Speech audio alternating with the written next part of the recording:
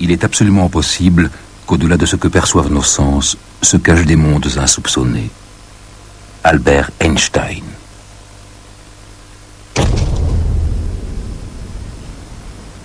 Dans quel monde vivons-nous? Quelle est sa nature? Une seconde dure-t-elle toujours une seconde? Et un mètre mesure-t-il partout un mètre? Est-ce que le temps et l'espace sont constants?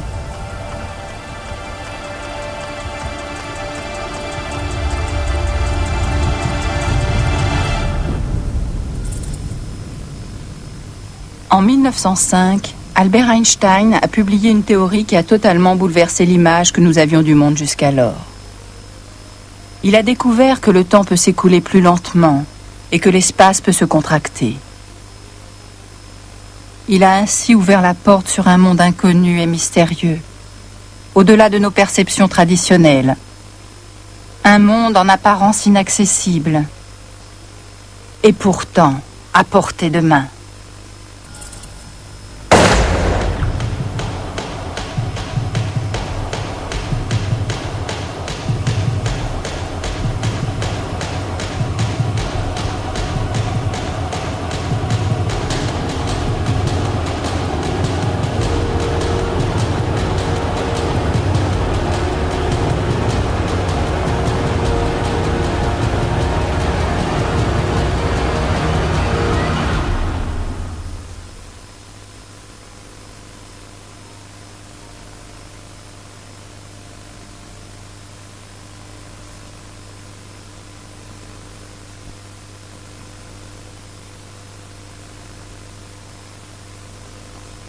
Tout a commencé avec une découverte que personne n'a su expliquer dans un premier temps. À la fin du XIXe siècle, deux physiciens, Albert Michelson et Édouard Morley, ont essayé de mesurer la vitesse de la lumière. Avec l'instrument de mesure qu'ils avaient spécialement conçu, ils s'attendaient à mesurer des variations de cette vitesse. Le résultat fut tout autre. Tous les rayons de lumière avaient la même vitesse. Et ils eurent beau répéter leur expérience, ils retombaient sur ce paradoxe, en contradiction avec les lois de la physique alors connues, selon lesquelles le mouvement dépend du référentiel où on le mesure. Ainsi, un observateur stationnaire voit passer plus rapidement un avion en réaction que ne le verrait un passager volant dans un second avion à proximité du premier.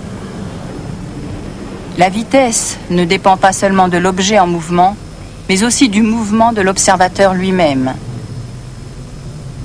Michelson et Morley ont d'abord tenté d'appliquer ce principe à la lumière. Selon ce principe, l'homme immobile au sol et le passager de l'avion auraient dû voir des rayons de lumière à des vitesses différentes. Et si le passager avait avancé aussi vite que la lumière, il aurait même pu avoir l'impression que les rayons de lumière faisaient du surplace. De la lumière qui ne bouge pas. Einstein ne pouvait pas imaginer ça. Pour lui, il était plutôt vraisemblable que les rayons de lumière aient toujours la même vitesse. Il prit donc les résultats de Michelson et Morley au sérieux. Effectivement, comme nous le savons aujourd'hui, quelles que soient les circonstances, les photons se déplacent à 299 792 km/s.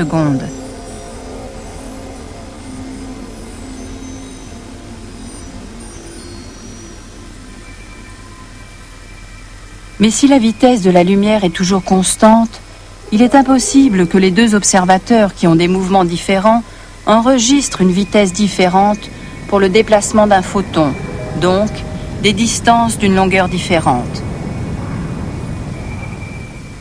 La distance parcourue par la lumière doit être la même pour les deux. Mais cela entraîne un problème dans la formule de la vitesse.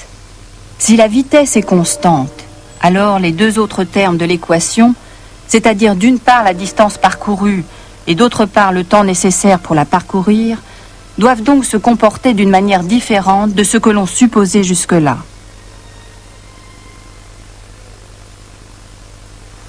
Et si l'espace et le temps n'étaient pas des constantes de la nature comme on l'a cru pendant des millénaires? Et si un mètre n'était pas partout un mètre? Et si une seconde ne durait pas toujours une seconde? L'être humain ne le vit-il pas exactement ainsi depuis des milliers d'années? Pourquoi vouloir tout bouleverser? Einstein était prêt à remettre en cause le caractère absolu de l'espace et du temps et de les relativiser. Pour lui, le temps était simplement ce que mesurait une horloge. Des heures, des minutes et des secondes.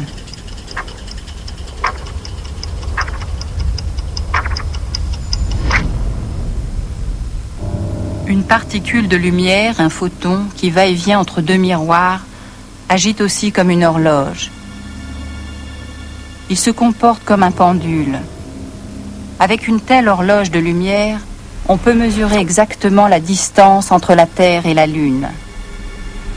Les astronomes envoient des rayons laser vers la Lune et déterminent la distance en fonction du temps nécessaire aux rayons pour faire l'aller-retour. Il faut 1 seconde 3 dans chaque sens. La distance Terre-Lune est donc de 384 000 km. Le rayon laser fait un mouvement de va-et-vient. Tic, tac, comme le pendule d'une horloge. Mais qu'observe un astronaute dans un vaisseau spatial qui passe à proximité de la Terre et de la Lune? Il rencontre un phénomène étrange. Pour lui, la lumière se déplace aussi comme un pendule. Toutefois, pas à la verticale de haut en bas, mais en zigzag.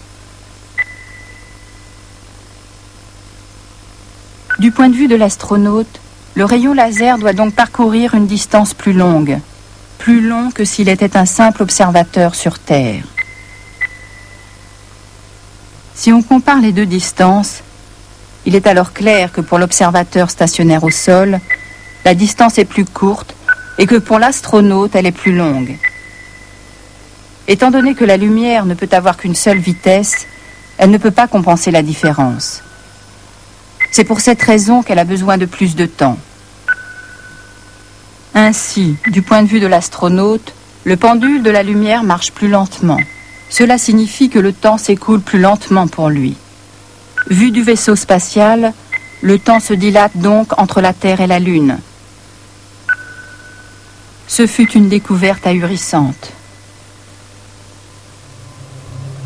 Le mouvement provoque un ralentissement du temps. En termes simples, cela signifie tout simplement que des horloges en mouvement marchent plus lentement que des horloges stationnaires.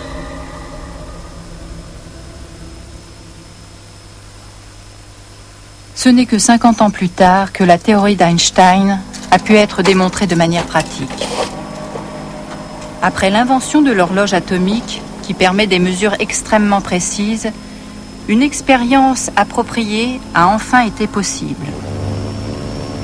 L'un de ces instruments de précision a été installé dans un avion pour un vol de plusieurs heures. Une deuxième horloge atomique est restée stationnaire sur Terre. On a finalement observé que l'horloge de l'avion était plus lente. Il ne s'agissait que de quelques nanosecondes, mais la différence était réelle. Et cette infime différence ne tenait qu'à la vitesse de l'avion. Si les scientifiques avaient utilisé un avion beaucoup plus rapide, la différence de temps aurait été plus importante.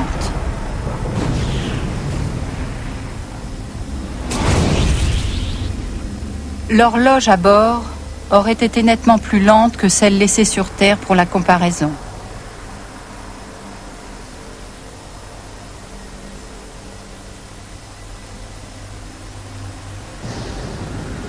Tous les processus d'un système en mouvement sont touchés par la dilatation du temps. Ainsi, toutes les fonctions du corps humain sont ralenties. Le cœur bat plus lentement. Chaque mouvement et même la parole ralentissent.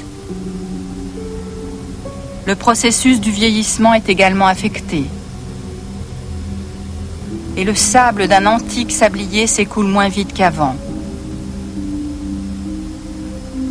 Toutefois, pour les astronautes, rien ne change. Dans leur vaisseau spatial, ils ne remarquent pas la dilatation du temps. Ils ne voient pas non plus que le vaisseau, les objets à bord et eux-mêmes se contractent dans la direction du mouvement. C'était la deuxième découverte absurde et étrange d'Einstein. Les objets en mouvement se contractent. Mais que se passe-t-il à leur retour sur Terre ? Après un voyage d'1 an seulement, à une vitesse proche de celle de la lumière, les occupants du vaisseau auraient vieilli d'1 an, tandis que leurs camarades restés sur Terre auraient eux vieilli de 20 ans. Leur retour sur Terre aurait été un voyage dans le futur, et le vaisseau serait devenu une machine à voyager dans le temps.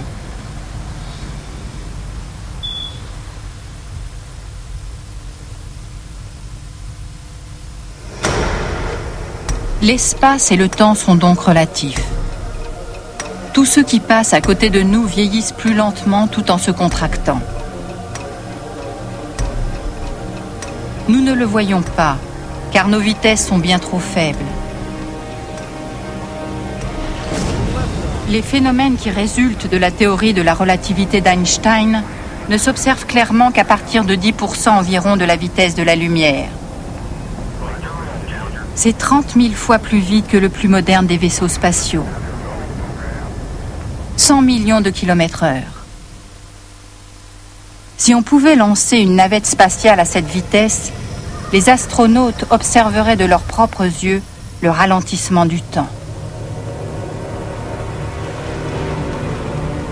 Mais quoi qu'il se passe, ils le verraient au ralenti. Par exemple, un astéroïde qui croiserait la trajectoire d'une planète et s'y écraserait, tomberait, de leur point de vue, à une vitesse anormalement lente sur la surface.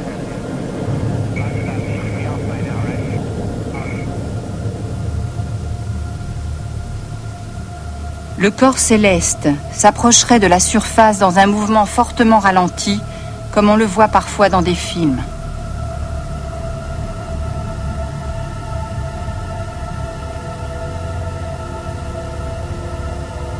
Il toucherait la planète presque en douceur et pourtant les dégâts seraient effroyables.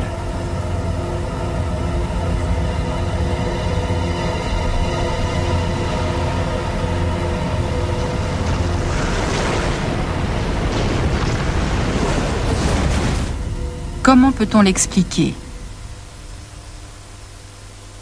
Les dégâts provoqués par l'astéroïde sont le résultat d'une part de sa taille ou masse et d'autre part de la vitesse à laquelle il s'écrase sur la planète.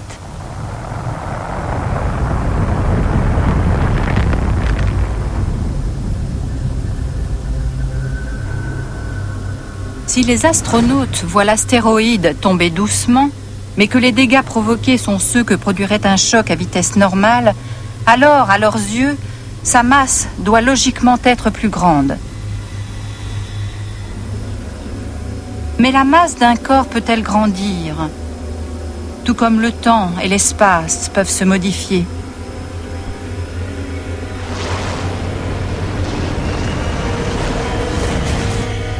Elle le peut, dit Einstein. Plus un corps se déplace rapidement, plus sa masse augmente.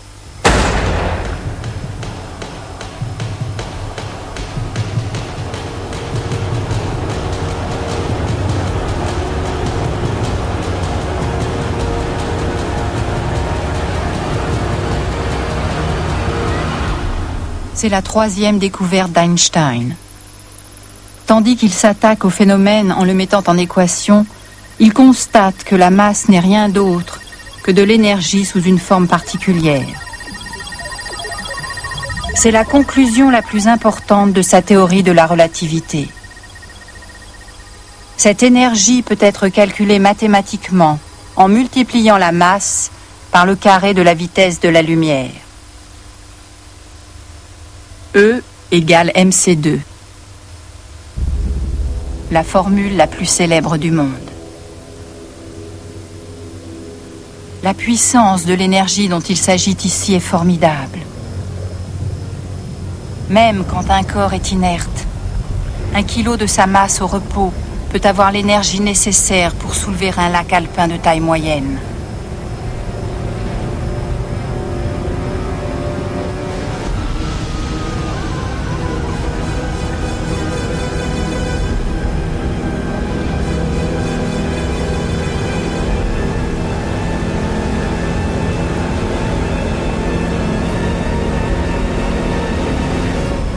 La proportion est sidérante.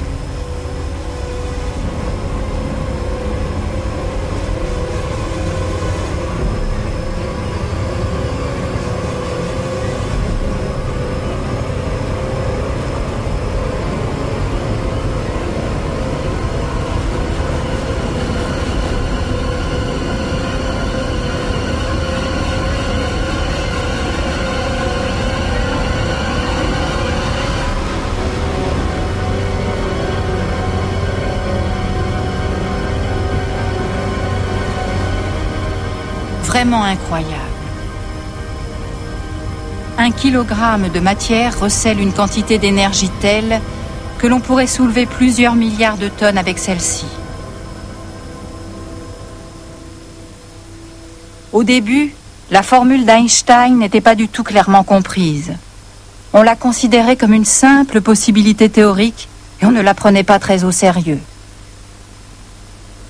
Puis des physiciens de l'atome ont découvert que les constituants du noyau atomique, les protons et neutrons, sont liés les uns aux autres par une incroyable force. Cette attraction correspond à une certaine quantité d'énergie. Lors de la fusion nucléaire, une petite partie de cette énergie est libérée et s'échappe sous forme de rayonnement. La formule E égale mc2 n'était plus une simple théorie. Au contraire, on l'a retrouvée dans des processus de la nature. Au centre de notre Soleil, les atomes d'hydrogène fusionnent et forment des noyaux d'hélium. L'énergie ainsi libérée se répand sous forme de photons. On pouvait enfin expliquer pourquoi notre Soleil brille. Il se passe un phénomène similaire lors de la fission nucléaire. La quantité d'énergie stockée dans la matière se manifeste dans l'énorme puissance de destruction de la bombe atomique.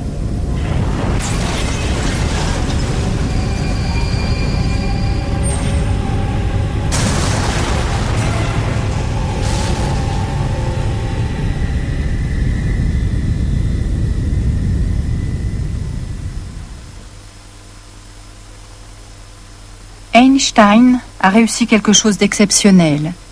Il a développé une nouvelle compréhension de l'espace et du temps et ainsi redéfini certaines lois de la nature. Mais il a aussi compris que son concept avait des limites. C'est seulement lorsque des systèmes passent à la même vitesse et en ligne droite à côté d'un observateur qu'ils rétrécissent et que les mécanismes des horloges ralentissent. C'est la raison pour laquelle ces effets sont appelés théorie de la relativité restreinte.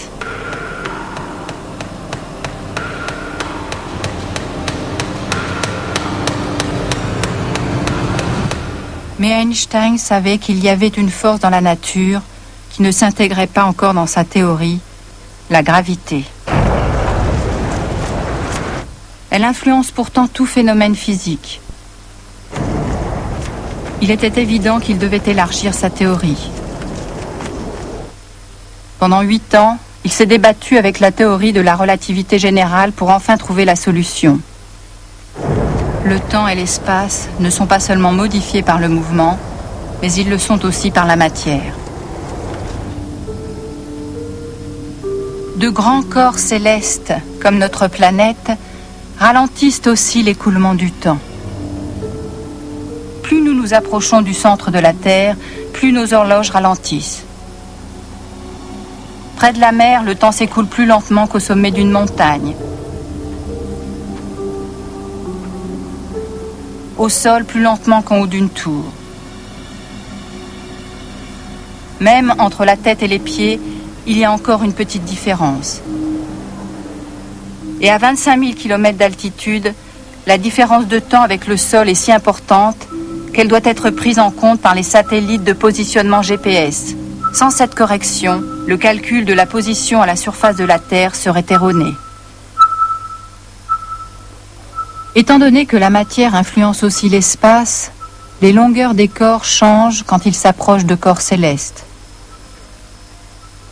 Cela nous a conduit à une autre surprise.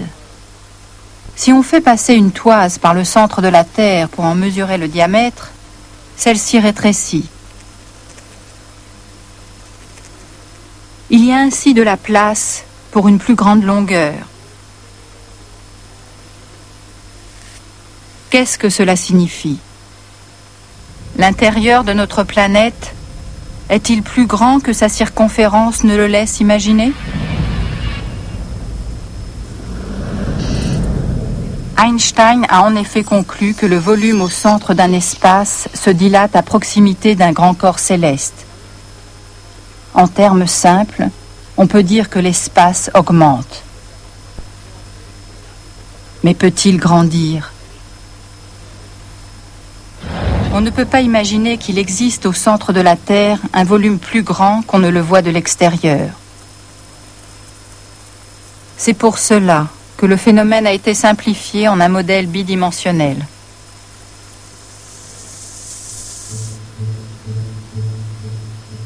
La surface plane sert de symbole pour l'espace. Quand il augmente, la surface s'étire et se courbe. La courbure crée la place nécessaire.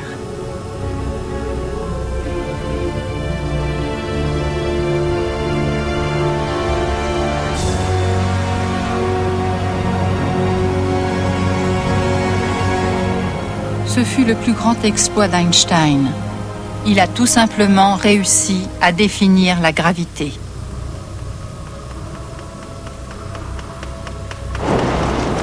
En d'autres termes, lorsque nous tombons, il n'y a pas de fil invisible qui nous tire vers le bas.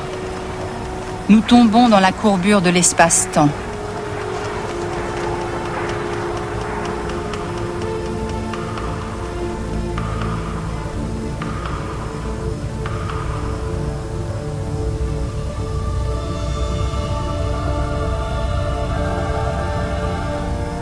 On peut à présent comprendre que l'orbite du satellite GPS autour de la Terre soit un mouvement influencé par la courbure de l'espace. Le puits gravitationnel lui impose une trajectoire en orbite.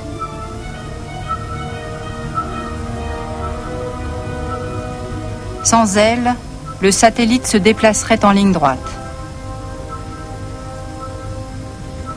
La même loi s'applique aux planètes qui se déplacent également en orbite à cause de la courbure de l'espace.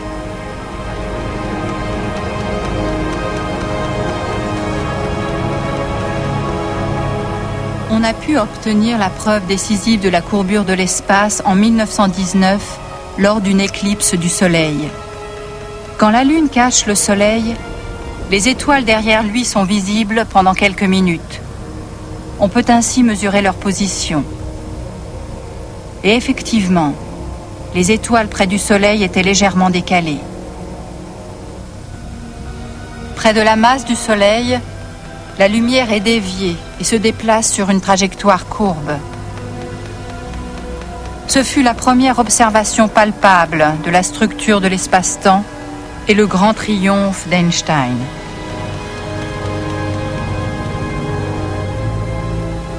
La théorie de la relativité prédit des courbures de l'espace encore plus extrêmes.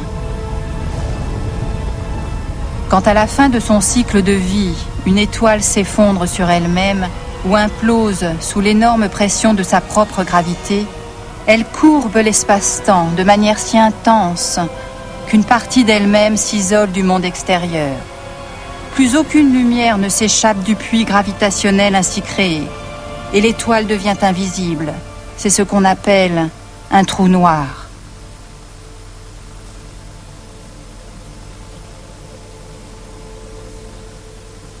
La théorie de la relativité implique aussi des questions sur la provenance et le destin de l'univers. Selon ces équations, le cosmos est né à la suite d'un Big Bang et s'est développé dans un espace-temps courbé.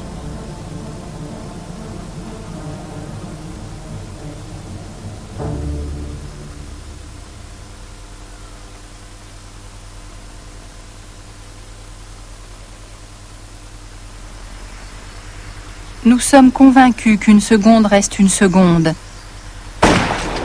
et qu'un mètre est partout un mètre. Einstein prouve pourtant que les apparences sont trompeuses. Notre vision du monde, que nous pensons être réelle, est en réalité une illusion. Quant à la théorie de la relativité, elle appartient à une vérité plus vaste, mais que nous ne comprenons pas encore totalement.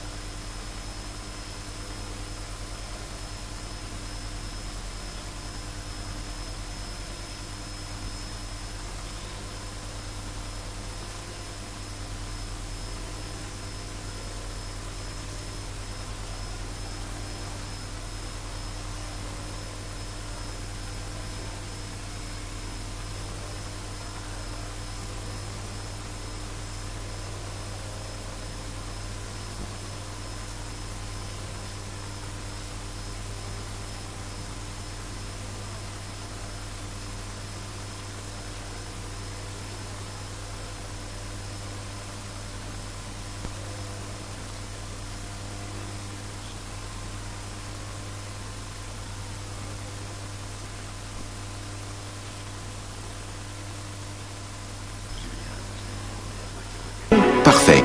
Notre site internet peut les occuper une année durant grâce à son dossier Einstein très complet et en constante évolution.